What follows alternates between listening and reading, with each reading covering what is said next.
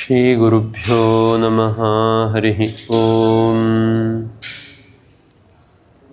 ವಿಜ್ಞಾನರೋಚಿಃ ಪ್ರತಿಪೂರಿತಾಂತಃ ಬಾಹ್ಯಾಂಡಕೋಶಂ ಹರಿತೋಪಲಾಭಂ ತರ್ಕಾಭಯೇತಂ ವಿಧಿಶರ್ವಪೂರ್ವಗೀರ್ವಾಣವಿಜ್ಞಾನದಮಾನತೋऽಸ್ಮಿ.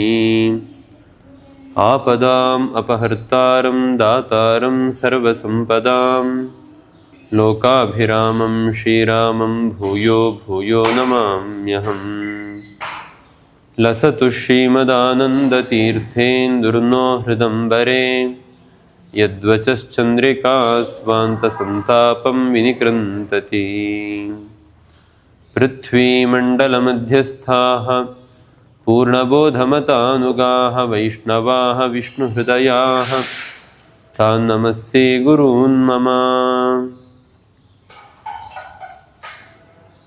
ಚಿತ್ರೈಃ ಪದೈಶ್ಚ ಗಂಭೀರೈಃ ವಾಕ್ಯೈರ್ಮಾನೈರಖಂಡಿತೈಃ ಗುರುಭಾವಂ ವ್ಯಂಜಯಂತಿ ಭಾತಿ ಶ್ರೀ ಜಯತೀರ್ಥವಾಕ್. ತಂ ವಂದೇ ನರಸಿಂಹತೀರ್ಥನಿಲಯಂ ಶ್ರೀವ್ಯಾಸರಾಟ್ ಪೂಜಿತಂ ಧ್ಯಾಯಂತಂ ಮನಸಾ ನೃಸಿಂಹಚರಣಂ ಶ್ರೀಪಾದರಾಜಂ ಗುರುಂ.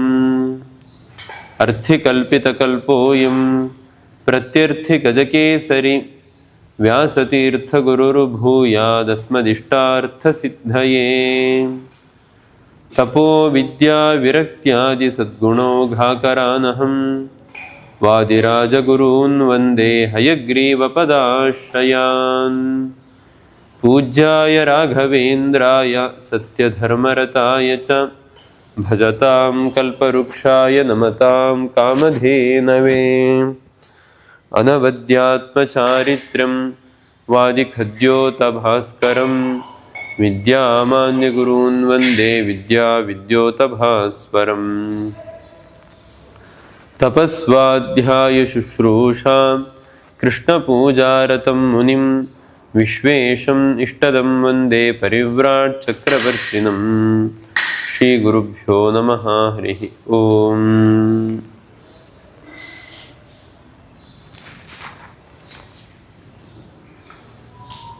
ಹಿಂದೆ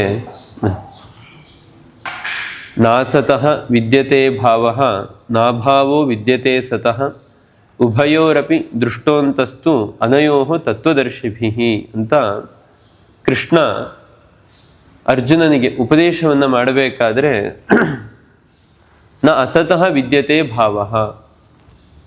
ಅಸತ್ ಅಂದರೆ ಅಸಜ್ಜನರು. ಅಸಜ್ಜನರಿಗೆ ಯಾವತ್ತಿಗೂ ಕೂಡ ಒಳ್ಳೆಯದಾಗೋದಿಲ್ಲ. ಹಾಗೆ ನ ಅಭಾವ ವಿದ್ಯತೆ ಸತಃ. ಯಾರು ದುರ್ಜನರು ಅಂತ ಇರ್ತಾರೆ ಆ ದುರ್ಜನರಿಗೆ ಒಳ್ಳೆಯದಾಗೋದಿಲ್ಲ, ಅದೇ ರೀತಿ ಸಜ್ಜನರಿಗೆ ಕೆಡಕಾಗೋದಿಲ್ಲ, ಕೆಟ್ಟದಾಗೋದಿಲ್ಲ. ಉಭಯೋರಪಿ ದೃಷ್ಟೋಂತಸ್ತು ಅನಯೋಃ ತತ್ವದರ್ಶಿಭಿಃ ಅಂತ ಈ ವಿಷಯದಲ್ಲಿ ನಮ್ಮ ಕೋಟ್ಯಾಂತರ ವರ್ಷಗಳ ಪರಂಪರೆಯೇ ಸಾಕ್ಷಿಯಾಗಿದೆ ಅಂತ ಕೃಷ್ಣ ಹೇಳ್ತಾನೆ. ಈ ಎರಡೂ ವಿಷಯದಲ್ಲಿ ನಮ್ಮ ಪರಂಪರೆಯಲ್ಲಿ ನಮ್ಮ ಹಿಂದಿನ ಜ್ಞಾನಿಗಳು ಎಲ್ಲರೂ ಕೂಡ ಈ ರೀತಿಯಾಗಿ ಮಾಡಿಕೊಂಡು ಬಂದಿದ್ದಾರೆ. ಈ ವಿಷಯದಲ್ಲಿ ನಮಗೆ ಪ್ರತ್ಯಕ್ಷವಾಗಿ ಇದು ಪ್ರಮಾಣವಾಗಿ ಕಂಡಿದೆ ಅಂತ ಕೃಷ್ಣ ಹೇಳ್ದ. ಆಚಾರ್ಯರು ಈ ಸಂದರ್ಭದಲ್ಲಿ ಭಾಷ್ಯವನ್ನು ಬರಿತಾ ನಿತ್ಯವಾದ ವಸ್ತುಗಳು ಯಾವ್ಯಾವುದು ಅಂತ ತಿಳಿಸ್ತಾ ಇದ್ದಾರೆ. ಅಸತಃ ಕಾರಣಸ್ಯ ಸತಃ ಬ್ರಹ್ಮಣಶ್ಚ ಅಭಾವಃ ನ ವಿದ್ಯತೆ. ಇಡೀ ಜಗತ್ತಿಗೆ ಮೂಲ ಕಾರಣವಾದದ್ದು ಮೂಲ ಪ್ರಕೃತಿ ಅಂತ, ಅದು ಕೂಡ ಭಗವಂತನಂತೆ ನಿತ್ಯವಾಗಿರೋದು. ಅಂತಹ ಮೂಲ ಪ್ರಕೃತಿ ಮತ್ತೆ ಬ್ರಹ್ಮ ಅಂದ್ರೆ ಭಗವಂತ ಇಬ್ರೂ ಕೂಡ ನಿತ್ಯರಾದವರು, ಇಬ್ರಿಗೂ ಕೂಡ ನಾಶ ಅನ್ನೋದು ಇಲ್ಲ. ಯಾಕೆ ಇದು ಹೇಗೆ ಗೊತ್ತಾಗುತ್ತೆ ಅಂದ್ರೆ ಮಧ್ವಾಚಾರ್ಯರು ಹೇಳ್ತಾರೆ, ಇದನ್ನು ನಾನು ಹೇಳ್ತಾ ಇರೋದಲ್ಲ, ವಿಷ್ಣು ಪುರಾಣದಲ್ಲಿ ವೇದವ್ಯಾಸ ದೇವರೇ ಇದನ್ನು ಹೇಳಿದ್ದಾರೆ ಅಂತ ಪ್ರಮಾಣವನ್ನು ಕೊಡ್ತಾ ಇದ್ದಾರೆ. ಪ್ರಕೃತಿ ಪುರುಷಶ್ಚೈವ ನಿತ್ಯೋ ಕಾಲಶ್ಚ ಸತ್ತಮ ಇತಿ ವಚನಾತ್ ಶ್ರೀ ವಿಷ್ಣು ಪುರಾಣೆ. ಪ್ರಕೃತಿ ಮತ್ತೆ ಪುರುಷ, ಕಾಲ ಇದೆಲ್ಲವೂ ಕೂಡ ನಿತ್ಯವಾದದ್ದು.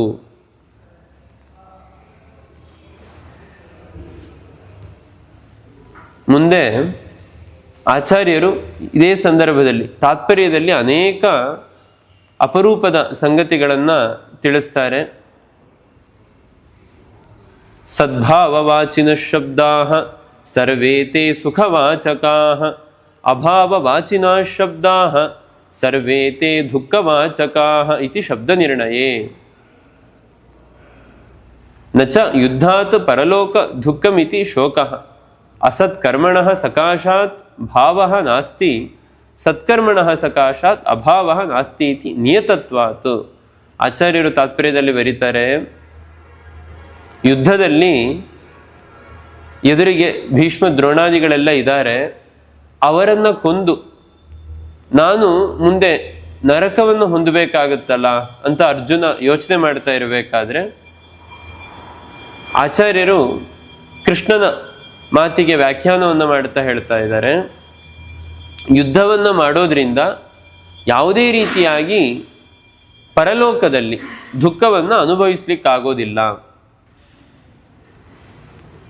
ಅಸತ್ಕರ್ಮಣಃ ಸಕಾಶಾತ್ ಭಾವಃ ನಾಸ್ತಿ.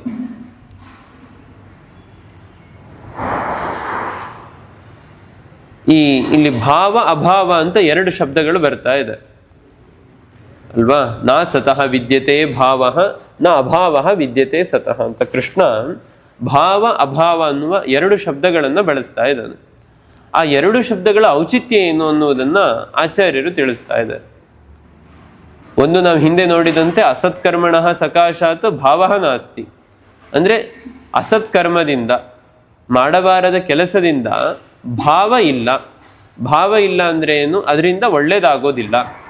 ಅದೇ ರೀತಿ ಸತ್ಕರ್ಮಣಃ ಸಕಾಶಾತ್, ಒಳ್ಳೆ ಕೆಲಸ ಮಾಡಿದಾಗ ಅದರಿಂದ ಅಭಾವಃ ನಾಸ್ತಿ, ಅಂದ್ರೆ ಕೆಟ್ಟದ್ದಾಗೋದಿಲ್ಲ ಅಂತ. ಸರಿ, ಈ ಭಾವ ಮತ್ತು ಅಭಾವ ಅನ್ನೋ ಶಬ್ದಕ್ಕೆ ಭಾವ ಅನ್ನೋದಕ್ಕೆ ಒಳ್ಳೆಯದು, ಅಭಾವ ಅನ್ನೋದಕ್ಕೆ ಕೆಟ್ಟದ್ದು ಅಂತ ಅರ್ಥ ಮಾಡ್ತಾ ಇದ್ದೀರಾ ನೀವು. ಈ ರೀತಿಯಾಗಿ ಅರ್ಥ ಹೇಗೆ ಸಿಗುತ್ತೆ ಅಂತ ಪ್ರಶ್ನೆ ಮಾಡಿಕೊಂಡ್ರೆ ಅದಕ್ಕೆ ಆಚಾರ್ಯರು ಪ್ರಮಾಣವನ್ನು ಕೊಟ್ಟು ಹೇಳ್ತಾ ಇದ್ದಾರೆ. ಸದ್ಭಾವ ವಾಚಿನಃ ಶಬ್ದಾಃ ಸರ್ವೇತಿ ಸುಖವಾಚಕಾಃ ಅಭಾವವಾಚಿನ ಶಬ್ದಾಃ ಸರ್ವೇತಿ ದುಃಖವಾಚಕಾಃ ಅಂತ. ಅಂದ್ರೆ ಎಲ್ಲೆಲ್ಲಿ ಭಾವ ಅನ್ನುವ ಶಬ್ದ ಬರುತ್ತೋ ಅದೆಲ್ಲವೂ ಕೂಡ, ಭಾವ ಅನ್ನುವ ಶಬ್ದ ಅದು ಸುಖ ಅನ್ನುವುದನ್ನು ಸೂಚನೆ ಮಾಡುತ್ತೆ. ಭಾವ ಅಥವಾ ಸದ್ಭಾವ ಎರಡೂ ಕೂಡ ಸುಖ ಅನ್ನೋದನ್ನು ತಿಳಿಸುತ್ತೆ. ಅದೇ ರೀತಿ ಅಭಾವ ಅಂದರೆ ನಮಗೆ ಮೇಲ್ನೋಟಕ್ಕೆ ಏನು ಅರ್ಥ ಗೊತ್ತಾಗುತ್ತೆ, ಅಭಾವ ಅಂದ ಕೂಡಲೇ ಇಲ್ಲದೆ ಇರೋದು ಅಂತ ಅನ್ಸುತ್ತೆ. ಹಾಗೆ ಅಭಾವ ಅನ್ನುವ ಶಬ್ದಕ್ಕೆ ದುಃಖ ಅನ್ನುವ ಅರ್ಥವೂ ಕೂಡ ಇದೆ ಅಂತ ಆಚಾರ್ಯರು ಶಬ್ದ ನಿರ್ಣಯದ ಪ್ರಮಾಣವನ್ನು ಕೊಟ್ಟು ಉಲ್ಲೇಖ ಮಾಡ್ತಾ ಇದ್ದಾರೆ. ಅಷ್ಟೇ ಅಲ್ಲ, ಇನ್ನೂ ಒಂದು ಪ್ರಮಾಣವನ್ನು ಕೊಡ್ತಾರೆ ಆಚಾರ್ಯರು. ಸದ್ಭಾವೇ ಸಾಧುಭಾವೇ ಚ ಸದಿತ್ಯೇತತ್ ಪ್ರಯುಜ್ಯತೆ ಪ್ರಶಸ್ತೆ ಕರ್ಮಣಿ ತಥಾ ಸಚ್ಛಬ್ದ ಪಾರ್ಥಯುಜ್ಯತೆ ಇತಿ ವಕ್ಷ್ಯಮಾಣತ್ವಾತ್ ಅಂತ ಮುಂದೆ ಗೀತೆಯಲ್ಲೇ ಬರುವಂತಹ ಮಾತು. ಕೃಷ್ಣ ಪಾರ್ಥ ಅಂತ ಅರ್ಜುನನಿಗೆ ಸಂಬೋಧನೆಯನ್ನು ಮಾಡಿ ಹೇಳ್ತಾ ಇದ್ದಾನೆ, ಸದ್ಭಾವೇ ಸಾಧುಭಾವೇ ಚ ಸದಿತ್ಯೇತತ್ ಪ್ರಯುಜ್ಯತೆ. ಸತ್ ಅಂತ ಎಲ್ಲಾದ್ರೂ ಪ್ರಯೋಗವನ್ನು ಮಾಡಿದ್ರೆ ಅದಕ್ಕೆ ಇಷ್ಟೆಲ್ಲ ಅರ್ಥಗಳಿದೆ ಅಂತ ಹೇಳ್ತಾರೆ. ಅಂದ್ರೆ ಒಳ್ಳೆಯ ಸದ್ಭಾವ, ಪ್ರಶಸ್ತವಾದ ಕರ್ಮ, ಇಂತಹ ಅನೇಕ ಅರ್ಥಗಳಲ್ಲಿ ಸಚ್ಶಬ್ದ ಅನ್ನೋದು ಪ್ರಯುಕ್ತವಾಗುತ್ತೆ.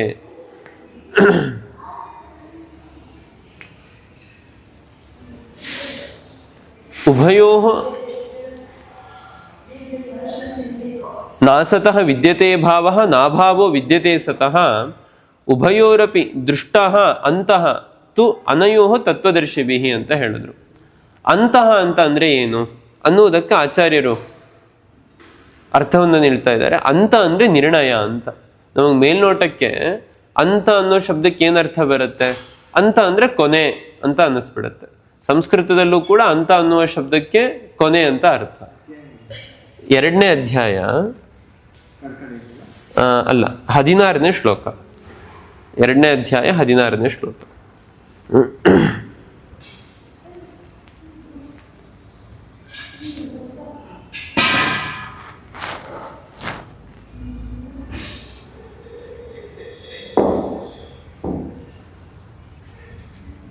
ಹೀಗೆ ಆಚಾರ್ಯರು ಅದಕ್ಕೆ ವ್ಯಾಖ್ಯಾನವನ್ನು ಮಾಡ್ತಾ ಈ ಶ್ಲೋಕಕ್ಕೆ ಅನೇಕ ಬೇರೆ ಬೇರೆ ಮತದವರು ಬೇರೆ ರೀತಿಯಾಗಿ ವ್ಯಾಖ್ಯಾನವನ್ನು ಮಾಡ್ತಾರೆ. ಆ ರೀತಿಯಾದಂತಹ ಅಪವ್ಯಾಖ್ಯಾನಗಳನ್ನು ಇಟ್ಕೊಳ್ಬಾರದು ಅಂತ ಆಚಾರ್ಯರು ತಿಳಿಸ್ತಾರೆ. ಯಾಕೆ?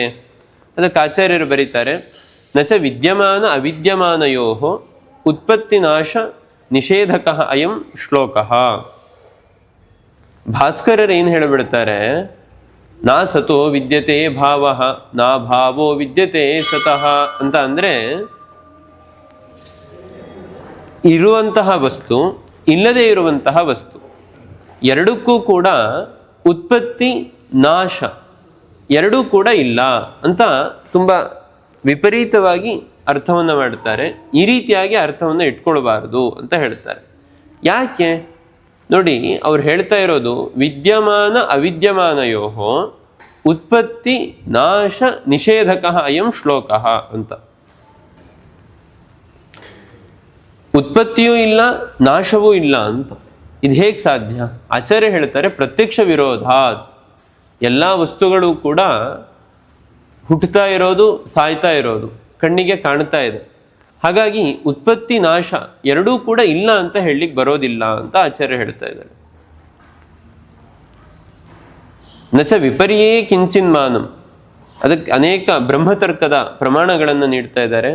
ಆದ್ಯಂತಯೋ ಸರ್ವ ಕಾರ್ಯಂ ಅಸದೇವೇತಿ ನಿಶ್ಚಿತಂ ಯದ್ಯಸನ್ನ ವಿಶೇಷೋತ್ರ ಜಾಯತೆ ಕುತ್ರ ಜಾಯತೆ ವ್ಯಕ್ತಾವಪಿ ಸಮಂ ಹೇತತ್ ಅನವಸ್ಥಾನ್ಯಥಾ ಭವೇತ್ ಏವಂ ನಾಶೇಪಿ ಬೋದ್ಧವ್ಯಂ ಅತಃ ಅಸನ್ನೇವ ಜಾಯತೆ ತಥಾಪಿ ಅಭೇದ ಅನುಭವಾತ್ ಕಾರ್ಯ ಕಾರಣಯೋಃ ಸದಾ ಭೇದಸ್ಯ ಚ ವಿಶೇಷೇಣ ದೇಹೋಗಾತ್ ಕ್ಷಿತಿತಾಮಿತಿ ವ್ಯವಹಾರೋ ಭವೇದ್ಯಸ್ಮಾತ್ ಬಲ್ಯೇವಾನುಭವ ಸದಾ ಅಂತ ಅನೇಕ ಪ್ರಮಾಣಗಳನ್ನು ಕೊಟ್ಟು ಮುಂದೆ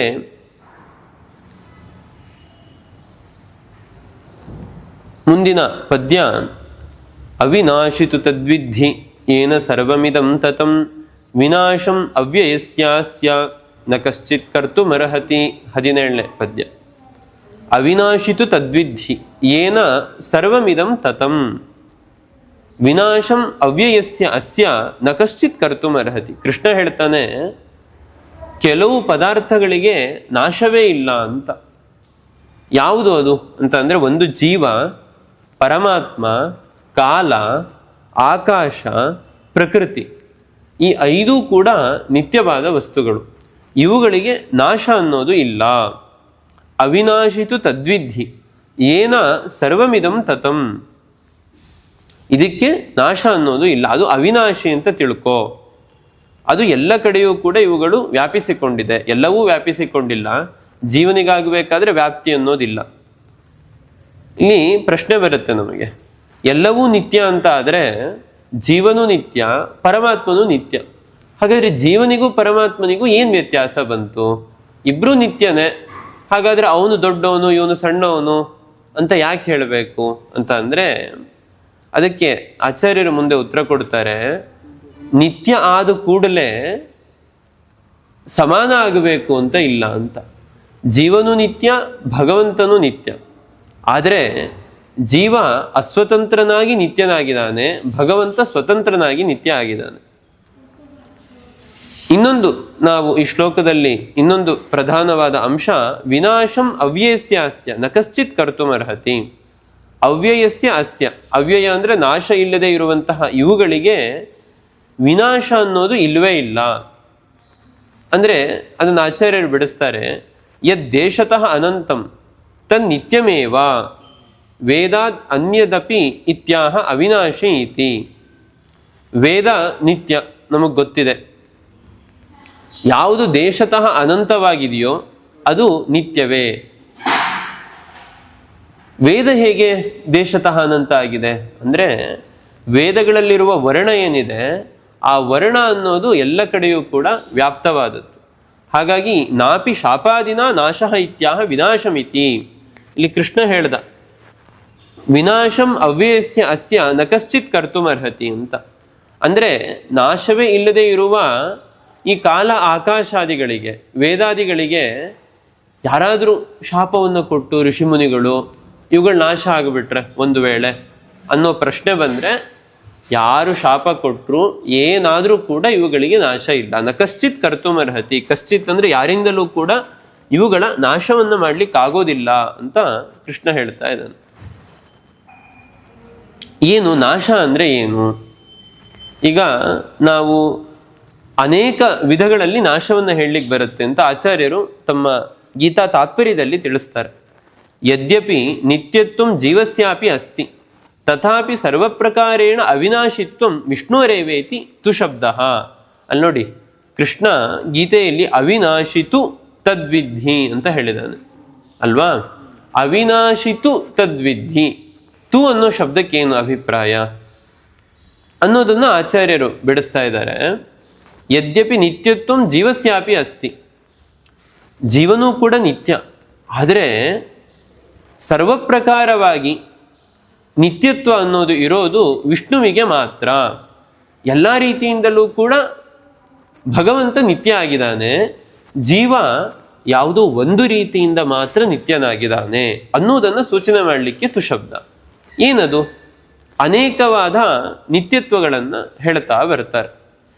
ಅನಿತ್ಯತ್ವಂ ದೇಹ ಹಾನಿ ದುಃಖ ಪ್ರಾಪ್ತಿ ಅಪೂರ್ಣತಾ ನಾಶಶ್ಚತುರ್ವಿಧ ಪ್ರೋಕ್ತಃ ತದಭಾವೋ ಹರೇ ಸದಾ ತದನ್ಯೇಷಾಂತು ಸರ್ವೇಷಾಂ ನಾಶಾಃ ಕೇಚಿದ್ ಭವಂತಿ ಇತಿ ಮಹಾವಾರಾಹೇ. ಇವತ್ತೆಲ್ಲ ಈ ಗ್ರಂಥಗಳು ಸಿಗೋದಿಲ್ಲ. ವಾರಾಹ ಅಂತ ಮಹಾವರಾಹ ಪುರಾಣ ಅಂತ ಆಚಾರ್ಯರ ಕಾಲದಲ್ಲಿ ಉಪಲಬ್ಧಿ ಇತ್ತು, ಈಗಿಲ್ಲ. ಈಗ ಬರೀ ವರಾಹ ಪುರಾಣ ಉಪಲಬ್ಧಿ. ಈಗ ಸಿಗಲ್ಲ, ಆ ಗ್ರಂಥನೇ ಸಿಗಲ್ಲ, ಮಹಾವರಾಹ ಅನ್ನೋ ಪುರಾಣನೇ ಸಿಗಲ್ಲ. ಈಗ ಬರೀ ವರಾಹ ಪುರಾಣ ಅಂತ ಸಿಗುತ್ತೆ. ಆಚಾರ್ಯರು ಅನೇಕ ಪ್ರಮಾಣಗಳನ್ನೇನು ಸರ್ವಮೂಲ ಗ್ರಂಥಗಳಲ್ಲಿ ಕೊಡ್ತಾರೆ, ಅದು ಎಷ್ಟೋ ಇವತ್ತಿಗೂ ಕೂಡ ಸಿಗ್ತಾ ಇದೆ. ಇವತ್ತು ಉಪಲಬ್ಧಿ ಇರೋ ಪುರಾಣಗಳಲ್ಲೂ ಕೂಡ ಸಿಗುತ್ತೆ, ಸಿಗದೇ ಇರೋದು ಅನೇಕ ಇದೆ.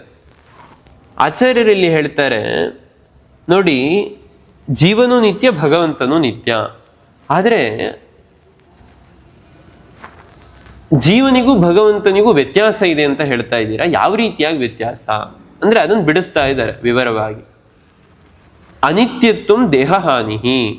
ನೋಡಿ, ಜೀವನೂ ನಿತ್ಯ, ಭಗವಂತನೂ ನಿತ್ಯ, ಆದರೆ ಜೀವನ ದೇಹಕ್ಕೆ ನಾಶ ಇದೆ, ಭಗವಂತನ ದೇಹಕ್ಕೆ ನಾಶ ಇಲ್ಲ. ಅನಿತ್ಯತ್ವಂ ದೇಹ ಹಾನಿ. ಹಾಗಾಗಿ ಒಂದು ರೀತಿಯಾದ ನಾಶ ಜೀವನಿಗೆ ಬಂತು. ಅಷ್ಟೇ ಅಲ್ಲ, ದುಃಖ ಪ್ರಾಪ್ತಿ ಅಪೂರ್ಣತಾ. ನಮಗೆ ದುಃಖ ಬಂದರೆ ಅದು ಕೂಡ ಒಂದು ರೀತಿಯಾದ ನಾಶ ಅಂತ, ಒಂದು ಕೊರತೆ. ಅದೇ ರೀತಿ ಅಪೂರ್ಣತ, ನಮ್ಮಲ್ಲಿ ಪೂರ್ಣತೆ ಇರೋದಿಲ್ಲ ಜೀವನದಲ್ಲಿ. ಆದರೆ ಭಗವಂತನಿಗಾಗಬೇಕಾದ್ರೆ ದೇಹವೂ ನಾಶ ಆಗೋದಿಲ್ಲ, ಅವನಿಗೆ ಯಾವುದೇ ರೀತಿಯಾದ ದುಃಖ ಅನ್ನೋದು ಇಲ್ಲ, ಮತ್ತೆ ಅಪೂರ್ಣತೆಯೂ ಕೂಡ ಇಲ್ಲ. ಹೀಗೆ ನಾಶ ಅನ್ನೋದು ನಾಲ್ಕು ರೀತಿಯಾಗಿ ಹೇಳ್ತಾರೆ. ಅನಿತ್ಯತ್ವ, ದೇಹಹಾನಿ, ದುಃಖ ಪ್ರಾಪ್ತಿ, ಅಪೂರ್ಣತಾ ಅಂತ. ಈ ನಾಲ್ಕು ವಿಧವಾದಂತಹ ನಾಶ ಅದು ಜೀವನಿಗಿದೆ, ಆದರೆ ಭಗವಂತನಿಗೆ ಇಲ್ಲ. ಆದರೆ ಇಲ್ಲಿ ಜೀವನಿಗಾಗಬೇಕಾದ್ರೆ ಮೂರಿದೆ. ಜೀವ ನಿತ್ಯ, ಹಾಗಾಗಿ ಅನಿತ್ಯತ್ವ ಅನ್ನೋದು ಜೀವನಿಗೂ ಇಲ್ಲ. ಆದರೆ ದೇಹಹಾನಿ ಇದೆ ಜೀವನಿಗೆ, ದುಃಖ ಪ್ರಾಪ್ತಿ ಇದೆ, ಅಪೂರ್ಣತಾ ಇದೆ. ಆದರೆ ಭಗವಂತನಿಗೆ ಈ ನಾಲ್ಕು ರೀತಿಯಾದಂತಹ ನಾಶ ಅನ್ನೋದು ಇಲ್ಲ. ಒಟ್ಟು ಜಗತ್ತಿನಲ್ಲಿ ಈ ನಾಲ್ಕು ರೀತಿಯಾದ ನಾಶಗಳನ್ನು ನಾವು ಕಾಣಬಹುದು ಅಂತ ಹೇಳ್ತಾರೆ. ದೇಶತಃ ಕಾಲತಶ್ಚೈವ ಗುಣತಶ್ಚ ತ್ರಿಧಾ ತತಿಃ ಸಾ ಸಮಸ್ತಾ ಹರೇರೇವ ನಹ್ಯನ್ಯೇ ಪೂರ್ಣ ಸದ್ಗುಣಾಃ ಇತಿ ಪರಮಶ್ರುತಿ. ಅಷ್ಟೇ ಅಲ್ಲ ನೋಡಿ, ಜೀವನೂ ನಿತ್ಯ, ಭಗವಂತನೂ ನಿತ್ಯ, ಜೀವನಿಗೂ ಭಗವಂತನಿಗೂ ಹಾಗಾದ್ರೆ ಏನು ವ್ಯತ್ಯಾಸ ಬಂತು ಅಂತ ಕೇಳಬೇಡಿ, ತುಂಬಾ ವ್ಯತ್ಯಾಸ ಇದೆ. ಅಷ್ಟೇ ಅಲ್ಲ, ಜೀವನ ಜೊತೆಗೆ ಇನ್ನೂ ಅನೇಕ ಪದಾರ್ಥಗಳನ್ನು ಹೇಳಿದ್ರು. ಕಾಲ ನಿತ್ಯ, ಆಕಾಶ ನಿತ್ಯ, ಮತ್ತೆ ಮೂಲ ಪ್ರಕೃತಿ ಅದು ಕೂಡ ನಿತ್ಯ ಅಂತೆಲ್ಲ ಹೇಳ್ತಾ ಬಂದ್ರು. ಇದಕ್ಕೆಲ್ಲ ವ್ಯತ್ಯಾಸಗಳಿದೆ. ಎಲ್ಲವೂ ನಿತ್ಯ ಅಂದ ಕೂಡಲೇ ಎಲ್ಲವೂ ಕೂಡ ಭಗವಂತನಿಗೆ ಸಮಾನ ಅಂತ ಆಗೋದಿಲ್ಲ ಅಂತ ಹೇಳ್ತಾರೆ. ಹೇಗೆ ಅಂದ್ರೆ,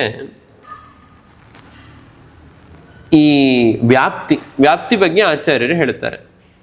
ದೇಶತಃ ವ್ಯಾಪ್ತಿ, ಕಾಲತಃ ವ್ಯಾಪ್ತಿ, ಗುಣತಃ ವ್ಯಾಪ್ತಿ ಅಂತ ಮೂರು ರೀತಿಯಾಗಿ ತತ ಅಂದ್ರೆ ವ್ಯಾಪ್ತಿ ಅಂತ ಅರ್ಥ.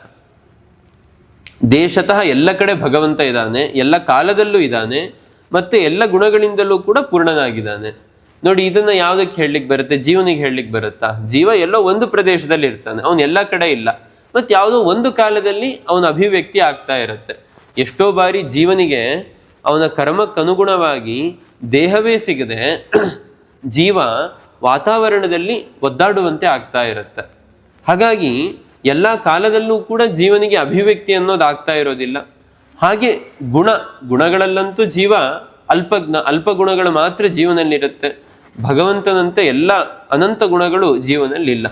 ಹಾಗಾಗಿ ಹೀಗೆ ಎಲ್ಲ ರೀತಿಯಾದ ವ್ಯಾಪ್ತಿ ಅದು ಭಗವಂತನಿಗೆ ಮಾತ್ರ ಇದೆ ಅಂತ ಈ ಸಂದರ್ಭದಲ್ಲಿ ತಿಳಿಸ್ತಾ ಇದ್ದಾರೆ.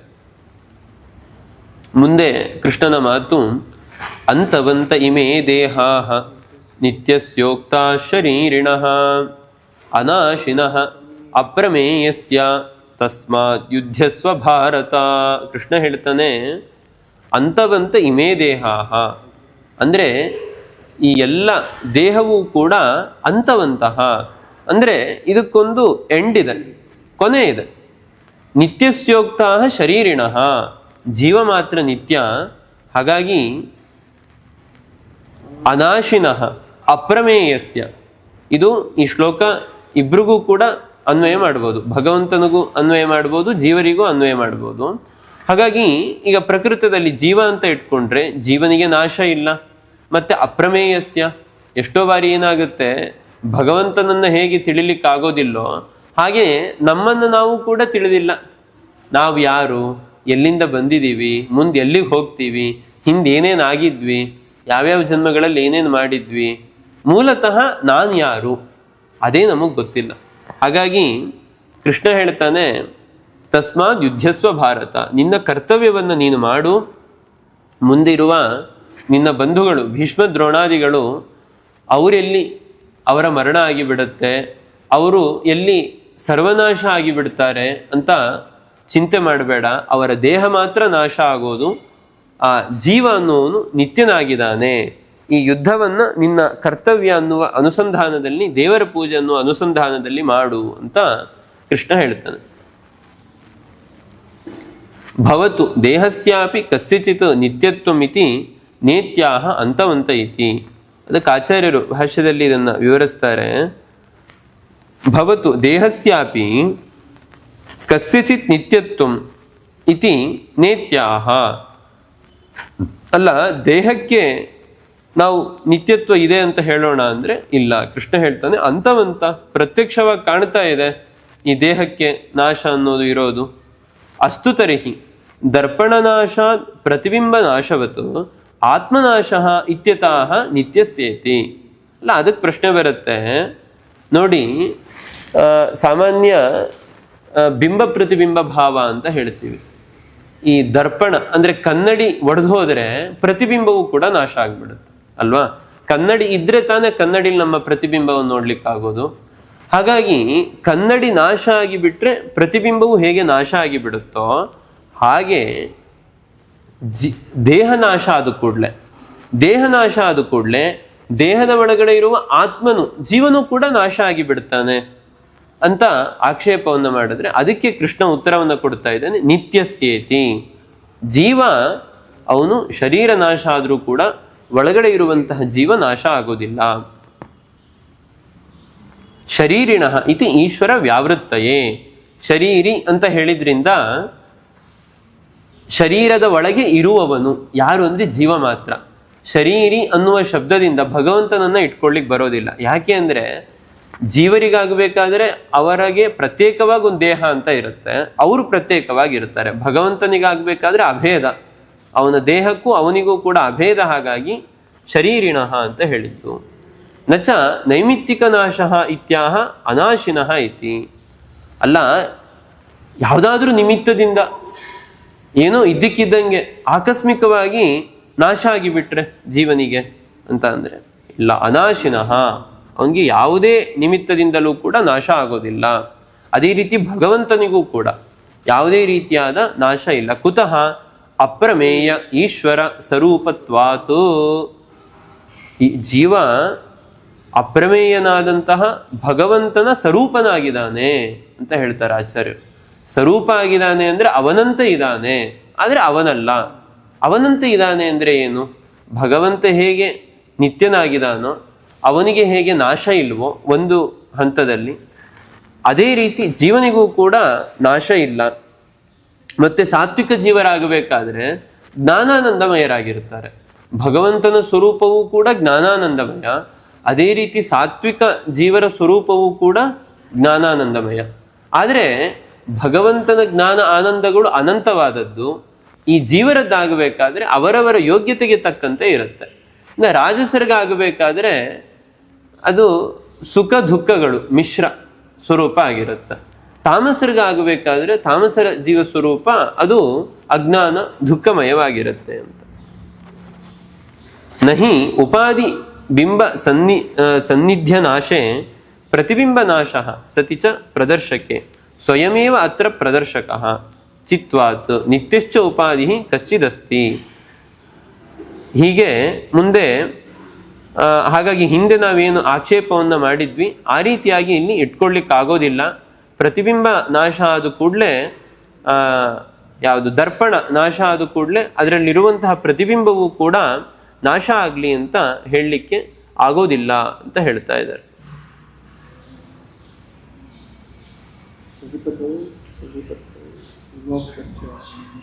ಮುಂದೆ ಇದಕ್ಕೆ ಭಾಷ್ಯಕ್ಕೆ ಹೋಗೋಣ. ಅದು ತಾತ್ಪರ್ಯ ತುಂಬಾ ವಿಸ್ತಾರವಾಗಿದೆ. ಬರೀ ಗೀತಾ ಭಾಷ್ಯ ಅಂತ ಇಟ್ಕೊಂಡಿರೋದು.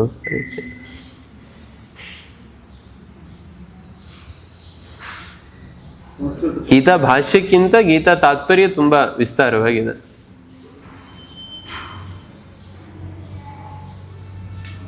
ಇಲ್ಲಿ ಇನ್ನೊಂದೆರಡು ಅಪರೂಪದ ಸಂಗತಿಗಳನ್ನ ಹೇಳ್ತಾರೆ ತಾತ್ಪರ್ಯದಲ್ಲಿ ಆಚಾರ್ಯರು. ಸರ್ವಾನ್ ವೇದಾನ್ ಅಧೀತ್ಯೈವ ಪ್ರಜ್ಞಾಧಿಕ್ಯೇನ ಹೇತುನಾ ಶ್ವೇತಕೇತು ಅಹಂಕಾರಾತ್ ಪ್ರಾಯಶೋ ನಾಸ್ಮಿ ಮಾನುಷಃ ದೇವೋ ವಾ ಕೇಶವಾಂಶೋ ವಾ ನೈಷಾ ಪ್ರಜ್ಞಾನ್ಯಥಾ ಭವೇತ್ ಏವಂ ಮಹತ್ವಬುದ್ಧ್ಯೈವ ದರ್ಪ ಪೂರ್ಣೋಭ್ಯಗಾತ್ ಪಿತುಃ ಸಕಾಶಂ ಅಕೃತಾಚಾರಂ ತಂ ದೃಷ್ಟ್ವಾ ಸ್ತಬ್ಧಮಗ್ನವತ್ ಪಿತೋ ವಾಚ ಕುತಃ ಪುತ್ರಃ ಸ್ತಬ್ಧತಾ ತ್ವಾಂ ಉಪಾಗತಾ ಪ್ರಾಯೋ ನಾರಾಯಣಂ ದೇವಂ ನೈವ ತ್ವಂ ಪೃಷ್ಟವಾನಸಿ ಯಸ್ಮಿನ್ ಜ್ಞಾತೆ ತು ಅವಿಜ್ಞಾತ ಜ್ಞಾನಾದೀನಾಂ ಫಲಂ ಭವೇತ್ ಪ್ರಾಧಾನ್ಯಾತ್ ಸದೃಶತ್ವಾಚ್ಚ ತದಧೀನಮಿತಿ ಸ್ಫುಟಂ ತತ್ಸೃಷ್ಟಂ ಚೇತಿ ವಿಜ್ಞಾತಂ ಫಲವದ್ಧಿ ಭವೇತ್ ಜಗತ್ ಸ್ವಾತಂತ್ರ್ಯೇಣಾಸ್ಯ ವಿಜ್ಞಾನಂ ಮಿಥ್ಯಾ ಜ್ಞಾನಂ ಅನರ್ಥಕೃತ್. ಛಾಂದೋಗ್ಯ ಉಪನಿಷತ್ತಿನಲ್ಲಿ ಬರುವ ಪ್ರಸಿದ್ಧವಾದ ಪ್ರಸಂಗವನ್ನ ಆಚಾರ್ಯರು ಈ ಸಂದರ್ಭದಲ್ಲಿ ಉದಾಹರಿಸ್ತಾರೆ. ಶ್ವೇತಕೇತು ಉದ್ದಾಲಕನ ಮಗ. ಅವನು ಏನಾಗುತ್ತೆ ಅಂದ್ರೆ, ಶ್ವೇತಕೇತು ಗುರುಕುಲ ವಾಸವನ್ನೆಲ್ಲ ಮುಗಿಸಿ ಒಮ್ಮೆ ಮರಳಿ ಮನೆಗೆ ಬರ್ತಾನಂತ. ಶ್ವೇತಕೇತು ಮರಳಿ ಮನೆಗೆ ಬಂದಾಗ ಉಪನಿಷತ್ ಹೇಳುತ್ತೆ ಸ್ತಬ್ಧ ಏವಾಯ ಅಂತ. ಅವನು ಸ್ತಬ್ಧನಾಗಿ ನಿಂತು ಬಿಟ್ಟ ಅಂತ. ಯಾವುದೇ ರೀತಿಯಾಗಿ ಅವನು ಅಪ್ಪನಿಗೆ ಗೌರವವನ್ನು ಕೊಡಲಿಲ್ಲ ಅಂತ. ಅದನ್ನು ಆಚಾರ್ಯರು ತಿಳಿಸ್ತಾರೆ. ಸರ್ವಾನ್ ವೇದಾನ್ ಅಧೀತ್ಯೇವ ಪ್ರಜ್ಞಾಧಿಕ್ಯೇನ ಹೇತುನಾ ಶ್ವೇತಕೇತು ಅಹಂಕಾರಾತ್ ಪ್ರಾಯಶೋ ನಾಸ್ಮಿ ಮಾನುಷಃ. ಅವನು ಯೋಚನೆ ಮಾಡದ್ನಂತೆ, ಎಲ್ಲ ವೇದಗಳನ್ನು ನಾನು ಅಧ್ಯಯನ ಮಾಡಿದ್ದೀನಿ, ಈಗ ನನ್ನಷ್ಟು ಬುದ್ಧಿವಂತ ನನ್ನಷ್ಟು ದೊಡ್ಡ ಜ್ಞಾನಿ ಬೇರೆ ಯಾರೂ ಕೂಡ ಇಲ್ಲ ಅಂತ ಅವನಿಗೆ ಅಹಂಕಾರ ಬಂತಂತೆ. ಶ್ವೇತಕೇತುಗೆ ಅಹಂಕಾರ ಬಂದು ಅವನ ಮನಸ್ಸಿನಲ್ಲಿ ಯೋಚನೆ ಮಾಡದ್ನಂತೆ, ಪ್ರಾಯಶೋ ನಾಸ್ಮಿ ಮಾನುಷಃ, ಪ್ರಾಯಶಃ ನಾನು ಮನುಷ್ಯ ಅಲ್ಲ ಅಂತ ಅನ್ಸುತ್ತೆ. ಮತ್ತೆ ಹಾಗಾದ್ರೆ ಏನು?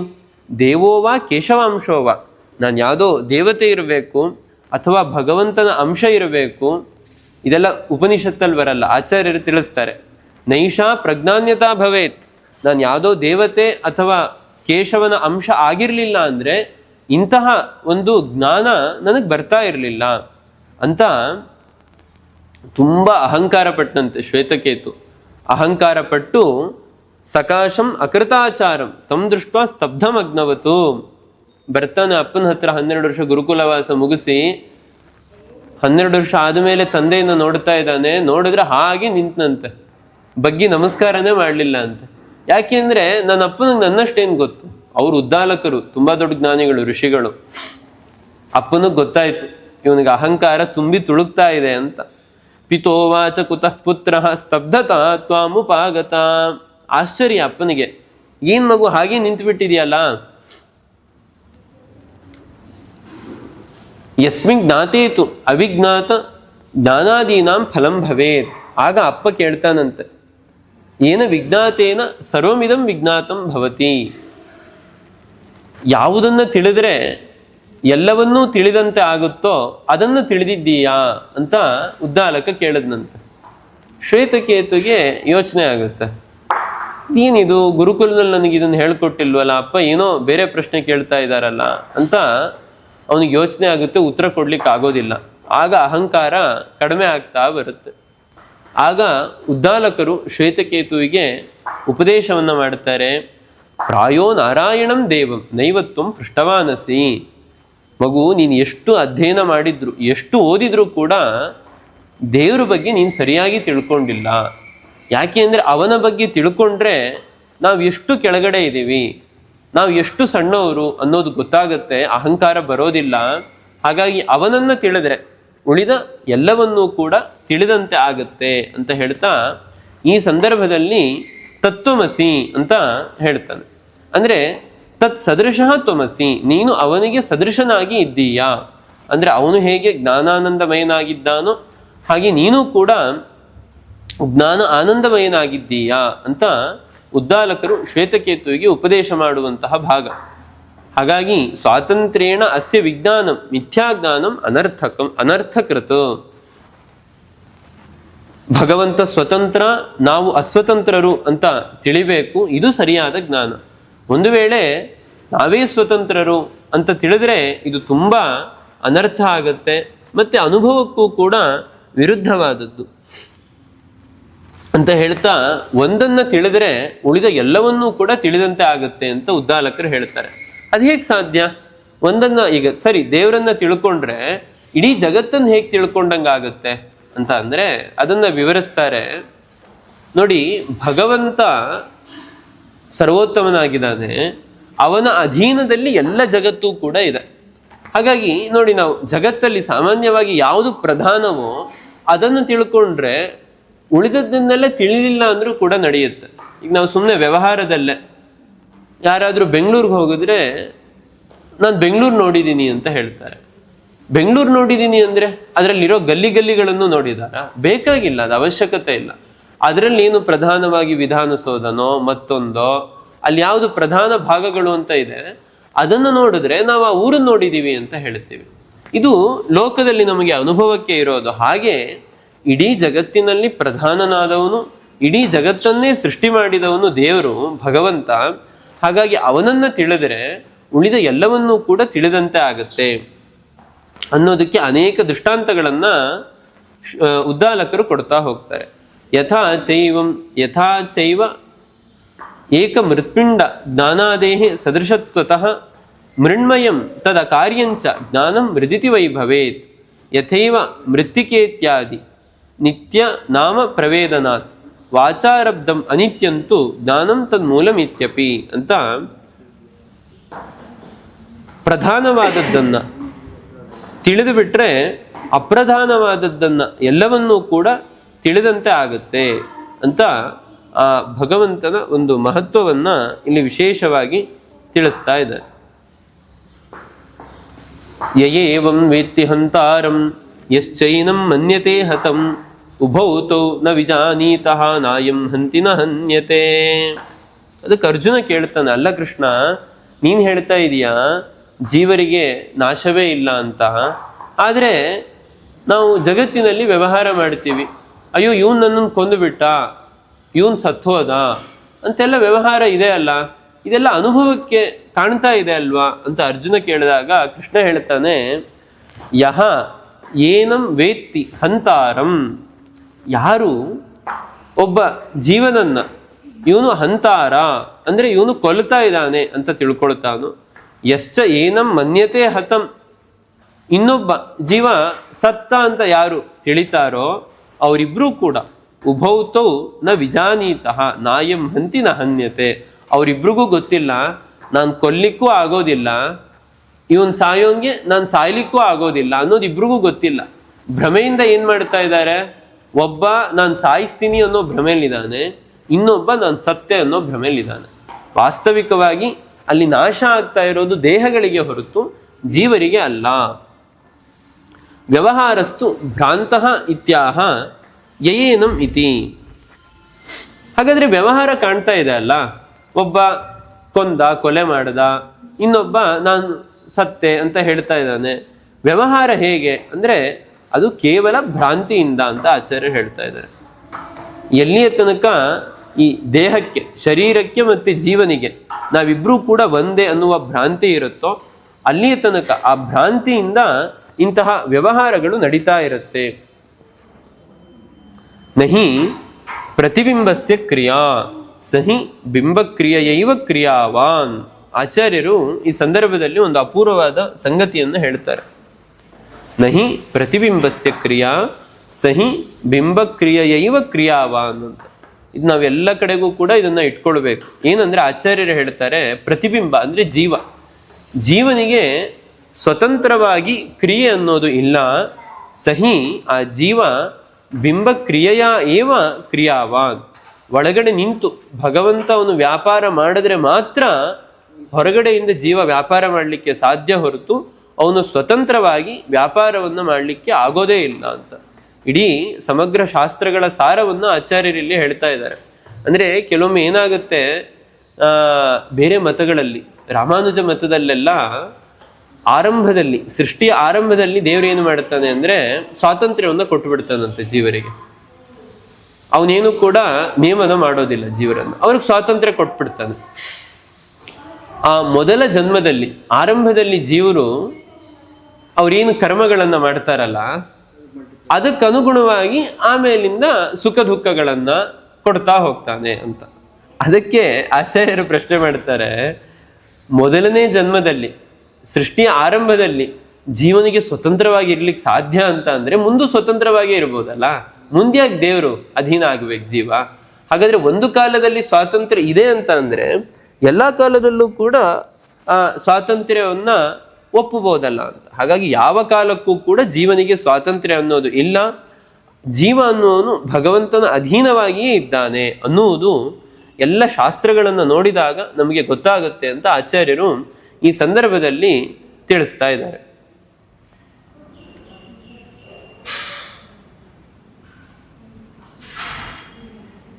ಮುಂದಿನ ಪದ್ಯ, ನ ಜಾಯತೆ ಮ್ರಿಯತೆ ವಾ ಕದಾಚಿನ್ ನಾಯಂ ಭೂತ್ವಾ ಭವಿತಾ ವಾ ನ ಭೂಯಃ ಅಜೋ ನಿತ್ಯ ಶಾಶ್ವತೋಯಂ ಪುರಾಣೋ ನ ಹನ್ಯತೆ ಹನ್ಯಮಾನೇ ಶರೀರೇ. ಇದು ಅಷ್ಟೆ. ಈ ಪದ್ಯನೂ ಕೂಡ ಜೀವ ಪರವಾಗೂ ಅರ್ಥ ಮಾಡ್ಲಿಕ್ಕೆ ಬರುತ್ತೆ, ಭಗವಂತನ ಪರವಾಗೂ ಕೂಡ ಅರ್ಥ ಮಾಡ್ಲಿಕ್ಕೆ ಬರುತ್ತೆ. ಪ್ರಕೃತದಲ್ಲಿ ಕೃಷ್ಣ ಅರ್ಜುನನಿಗೆ ಹೇಳ್ತಾ ಇದ್ದಾನೆ ನೋಡಿ, ಜೀವ ನಿತ್ಯ ಅನ್ನೋದನ್ನೇ ಅನೇಕ ಶ್ಲೋಕಗಳಲ್ಲಿ ಕೃಷ್ಣ ಹೇಳಿದ್ದಾನೆ. ಕೃಷ್ಣನ ಒಂದು ಭಗವದ್ಗೀತೆಯನ್ನು ನೋಡಿದ್ರೆ ಸಾಕು, ನಮಗೆ ಮಧ್ವ ಸಿದ್ಧಾಂತ ತುಂಬಾ ಸ್ಪಷ್ಟವಾಗಿ ಗೊತ್ತಾಗ್ಬಿಡುತ್ತೆ. ನಮ್ಮ ಪರಮ ಗುರುಗಳು ಪೂಜ್ಯ ಪ್ರಾತಸ್ಮರಣೀಯರಾದ ವಿದ್ಯಾಮಾನ್ಯ ತೀರ್ಥರು ಎಷ್ಟೋ ಬಾರಿ ವಾಕ್ಯಾರ್ಥಗಳನ್ನು ಮಾಡಬೇಕಾದ್ರೆ ಕೇವಲ ಗೀತೆಯನ್ನು ಇಟ್ಕೊಂಡು ಮಧ್ವ ಸಿದ್ಧಾಂತವನ್ನು ಸ್ಥಾಪನೆ ಮಾಡ್ತಾ ಇದ್ರು ಅಂತ. ಅಂದ್ರೆ ಬೇರೆ ಯಾವ ಪ್ರಮಾಣಗಳು ಬೇಡ, ಆಚಾರ್ಯರು ಹೇಳೋ ಪ್ರಮೇಯಗಳಿಗೆ ಭಗವದ್ಗೀತೆಯಿಂದಲೇ ಉತ್ತರ ಸಿಕ್ಬಿಡುತ್ತೆ ಅಂತ. ಪ್ರತಿಯೊಂದು ಆಚಾರ್ಯರು ಹೇಳುವ ಪ್ರಮೇಯಗಳು, ಮಧ್ವಾಚಾರ್ಯರ ಅನೇಕ ಪ್ರಮೇಯಗಳು, ಅದೆಲ್ಲವೂ ಕೂಡ ಭಗವದ್ಗೀತೆಯಿಂದಲೇ ಗೊತ್ತಾಗುತ್ತೆ ಅಂತ. ನೋಡಿ, ಜೀವ ನಿತ್ಯ ಆಗಿದ್ದಾನೆ. ನ ಜಾಯತೆ ಮ್ರಿಯತೆ, ಅವನಿಗೆ ಹುಟ್ಟಿಲ್ಲ, ಸಾವಿಲ್ಲ, ಅವನು ಹಿಂದೆ ಇದ್ದ ಮುಂದೆ ಇಲ್ಲ ಅಂತ ಹೇಳಲಿಕ್ಕೆ ಬರೋದಿಲ್ಲ. ಅವನು ನಿತ್ಯನಾಗಿದ್ದಾನೆ, ಶಾಶ್ವತನಾಗಿದ್ದಾನೆ, ಪ್ರಾಚೀನನಾಗಿದ್ದಾನೆ. ನ ಹನ್ಯತೆ ಹನ್ಯಮಾನೇ ಶರೀರೇ, ಈ ಶರೀರ ನಾಶ ಆದರೂ ಕೂಡ ಜೀವ ಮಾತ್ರ ನಾಶ ಆಗೋದಿಲ್ಲ. ಇದಕ್ಕೆ ಆಚಾರ್ಯರು ಭಾಷ್ಯದಲ್ಲಿ ಕೃಷ್ಣ ಗೀತೆಯಲ್ಲಿ ಹೇಳಿದ್ದು ಮಾತ್ರ ಅಲ್ಲ, ಒಂದು ಕೃಷ್ಣ ಗೀತೆಯಲ್ಲಿ ಹೇಳಿದ್ದು ನಮಗೆ ಪ್ರಮಾಣ ಆಗುತ್ತೆ, ಇನ್ನೊಂದು ಇದಕ್ಕೆ ಈ ವಿಷಯದಲ್ಲಿ ಅನೇಕ ಶ್ರುತಿಗಳು ವೇದ ಮಂತ್ರಗಳು ಕೂಡ ಇದೆ. ಆ ವೇದ ಮಂತ್ರಗಳ ಒಂದು ಆಧಾರವನ್ನು ಕೂಡ ಕೊಡ್ತಾರೆ. ಅತ್ರ ಅಂದ್ರೆ ಈ ವಿಷಯ, ಅಸ್ಮಿನ್ ವಿಷಯ ಅಂತ ಅರ್ಥ. ಮಂತ್ರ ವರ್ಣೋಪಿ ಅಸ್ತಿ ಇತ್ಯಾಹ ನ ಜಾಯತೆ ಇತಿ ನ ಚ ಈಶ್ವರಃ ಜ್ಞಾನವತ್ ಭೂತ್ವಾ ಭವಿತಾ ತದ್ಧಿ ದೇಶತಃ ಕಾಲತೋ ಯೋಸೋ ಅವಸ್ಥಾತಃ ಸ್ವತೋನ್ಯತಃ ಅವಿಲುಪ್ತಾವಬೋಧಾತ್ಮ ಇತ್ಯಾದಿ ಶ್ರುತಿ ಸ್ಮೃತಿ ಸಿದ್ಧಂ. ಹೀಗೆ ಆಚಾರ್ಯರು ಅನೇಕ ಸ್ಮೃತಿಗಳನ್ನು ಕೊಟ್ಟು ಶ್ರುತಿಗಳನ್ನು ಕೊಟ್ಟು ಭಗವಂತ ಮತ್ತೆ ಜೀವ ಇಬ್ಬರೂ ಕೂಡ ನಿತ್ಯರಾಗಿದ್ದಾರೆ ಅನ್ನುವುದನ್ನ ಇಲ್ಲಿ ತಿಳಿಸ್ತಾ ಇದ್ದಾರೆ.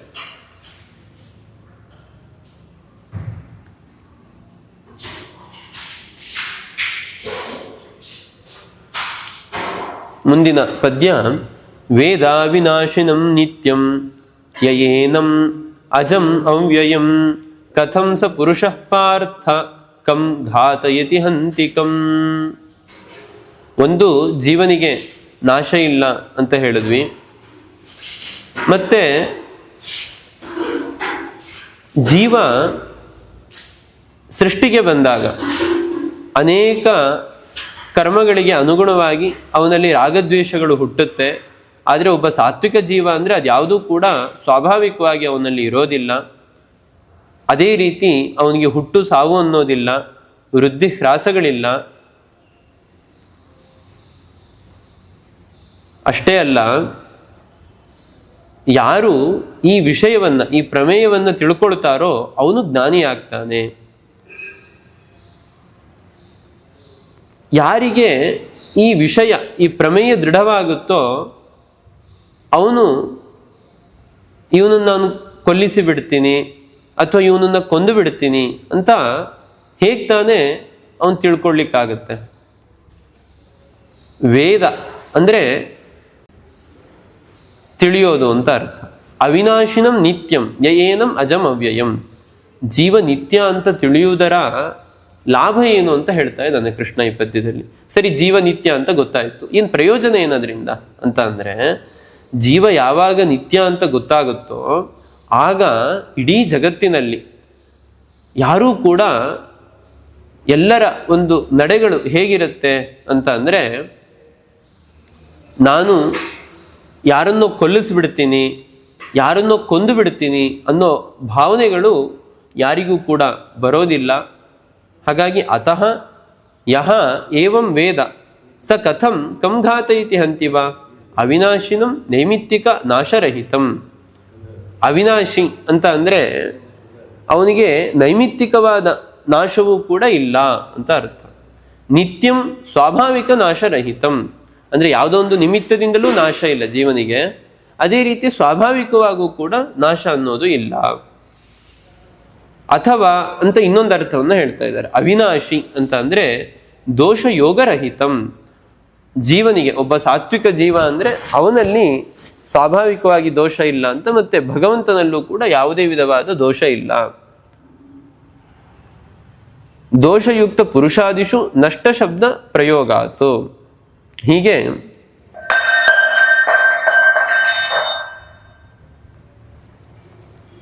ಕರ್ತೃತ್ವಂತು ಸ್ವತಂತ್ರತ್ವಂ ತದೇಕಸ್ಯ ಹರೇರ್ಭವೇತ್ ತಚ್ಚಾವ್ಯಯಂ ತಸ್ಯ ಜಾನನ್ ಕಥಂ ಕರ್ತ ಸ್ವಯಂ ಭವೇತ್.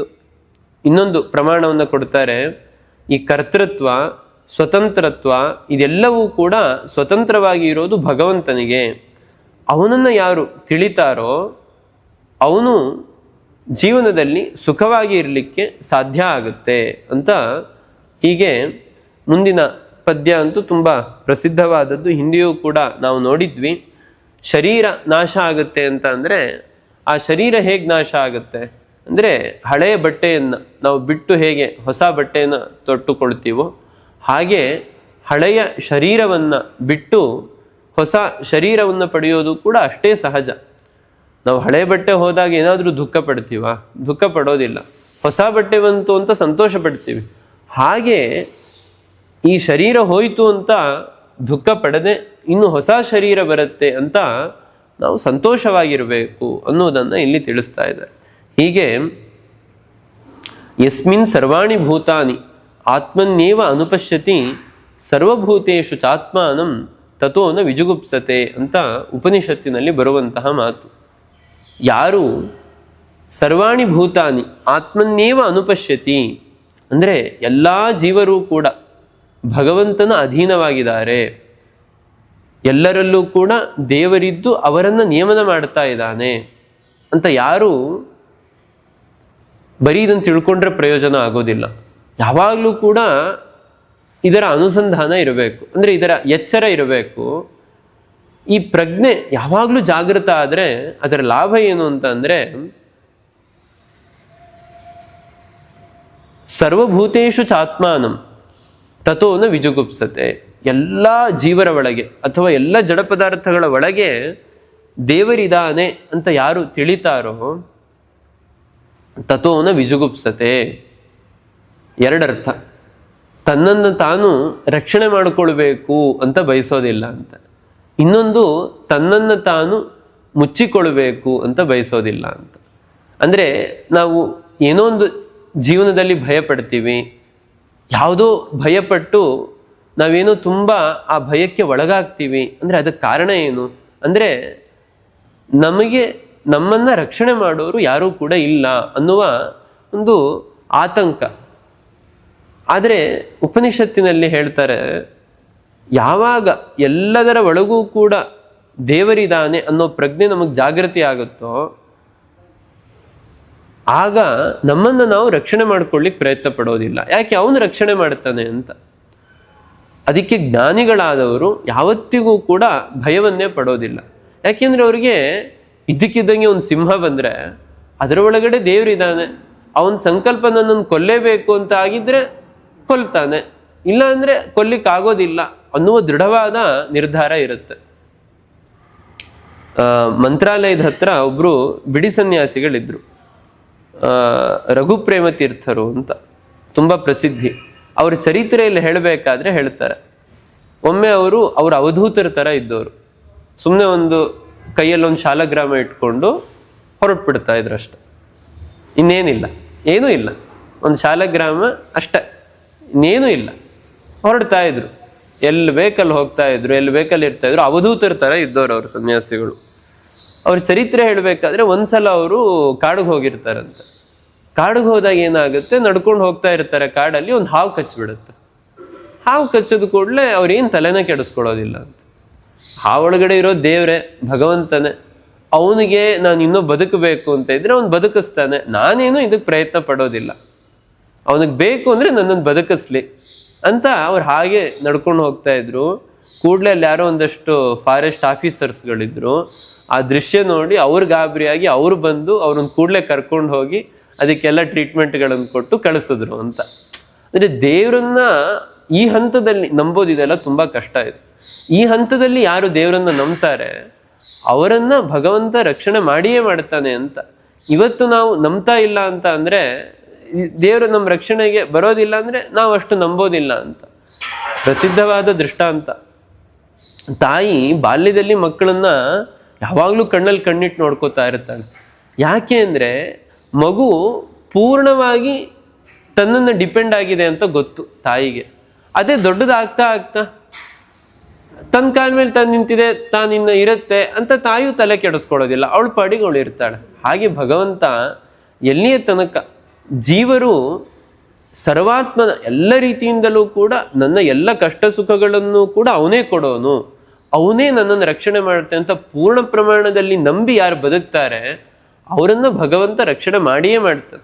ಇಲ್ಲಪ್ಪ, ನಮ್ಮ ಸೇಫ್ಟಿ ನಾವು ನೋಡ್ಕೊಳ್ಬೇಕು, ನಮ್ಮ ರಕ್ಷಣೆ ನಾವು ಮಾಡ್ಕೊಳ್ಬೇಕು ಅಂತ ಯಾವಾಗ ನಾವು ದೇವರನ್ನ ಮರೆತು ಬದುಕಲಿಕ್ಕೆ ಆರಂಭ ಮಾಡ್ತೀವೋ, ಸರಿ ಅವನ ಜವಾಬ್ದಾರಿ ಅವನು ತಗೊಂಡಿದ್ದಾನೆ, ಇನ್ನು ನನಗೇನು ಅಂತ ದೇವರು ಕೂಡ ತಲೆ ಕೆಡಿಸ್ಕೊಳ್ಳೋದಿಲ್ಲ ಅಂತ. ಹಾಗಾಗಿ ಆ ಶ್ರದ್ಧೆ, ಕೃಷ್ಣ ಅದನ್ನೇ ಗೀತೆಯಲ್ಲಿ ಒತ್ತಿ ಹೇಳ್ತಾನೆ, ಅನನ್ಯಾಸ್ ಚಿಂತಯಂತೋ ಮಾಂ ಯೇ ಜನಾಃ ಪರ್ಯುಪಾಸತೆ ತೇಷಾಂ ನಿತ್ಯಾಭಿಯುಕ್ತಾನಾಂ ಯೋಗಕ್ಷೇಮಂ ವಹಾಮ್ಯಹಂ ಅಂತ. ಯಾರು ಅನನ್ಯವಾಗಿ, ಕೃಷ್ಣ ಅದನ್ನು ಒತ್ತಿ ಹೇಳ್ತಾನೆ, ಅನನ್ಯ ಅಂದರೆ ನನ್ನನ್ನು ಬಿಟ್ಟು ಬೇರೆಯವರು ರಕ್ಷಕರಿಲ್ಲ, ನಾನೊಬ್ಬನೇ ರಕ್ಷಕ ಅಂತ ಯಾರು ನನ್ನನ್ನು ಯಾವಾಗಲೂ ಕೂಡ ನಂಬಿ ಬದುಕ್ತಾರೋ, ನನಗೋಸ್ಕರ ಯಾರು ಬದುಕ್ತಾರೋ ಅವರ ಜೀವನದ ಎಲ್ಲ ರೀತಿಯಾದ ಯೋಗಕ್ಷೇಮಗಳನ್ನ ನಾನು ನೋಡ್ಕೊಳ್ತೀನಿ ಅಂತ ಕೃಷ್ಣ ಸ್ಪಷ್ಟವಾಗಿ ಅದನ್ನ ಹೇಳ್ತಾನೆ. ಆದರೆ ಯೋಗಕ್ಷೇಮಂ ವಹಾಮ್ಯಹಂ ಅಂತ ಕೃಷ್ಣ ಹೇಳೋ ಮಾತು, ಕೃಷ್ಣನ ಮಾತಿನ ಮೇಲೆ ನಮಗೆ ನಂಬಿಕೆ ಬರೋದಿಲ್ಲ. ಅದನ್ನೇ LIC ಅವರು ಯೋಗಕ್ಷೇಮಂ ವಹಾಮ್ಯಹಂ ಅಂತ ಸ್ಲೋಗನ್ ಹಾಕೋತಾರೆ. ಅವ್ರ ಬಗ್ಗೆ ನಂಬಿಕೆ ಬರುತ್ತೆ, ಅವರನ್ನು ನಂಬ್ತೀವಿ, ಅಲ್ಲಿ ಮುಂದುವರಿತೀವಿ. ಹಾಗಾಗಿ ಎಲ್ಲಿಯ ತನಕ ನಮ್ಮಲ್ಲಿ ನಂಬಿಕೆ ಅನ್ನೋದು ಜಾಗೃತ ಆಗ್ತಾ ಹೋಗುತ್ತೋ, ಗಟ್ಟಿ ಆಗ್ತಾ ಹೋಗುತ್ತೋ, ಅಲ್ಲಿಂದ ನಮ್ಮ ಜೀವನದಲ್ಲಿ ಸುಖದ ದಿನಗಳು ಆರಂಭ ಆಗುತ್ತೆ ಅಂತ ಕೃಷ್ಣ ಈ ಮಾತುಗಳನ್ನು ತಿಳಿಸ್ತಾ ಇದ್ದಾನೆ. ಮತ್ತೆ ಮುಂದಿನ ಭಾಗವನ್ನ ನಾಳೆ ದಿನ ಸೇರಿದಾಗ ಶ್ರೀಕೃಷ್ಣ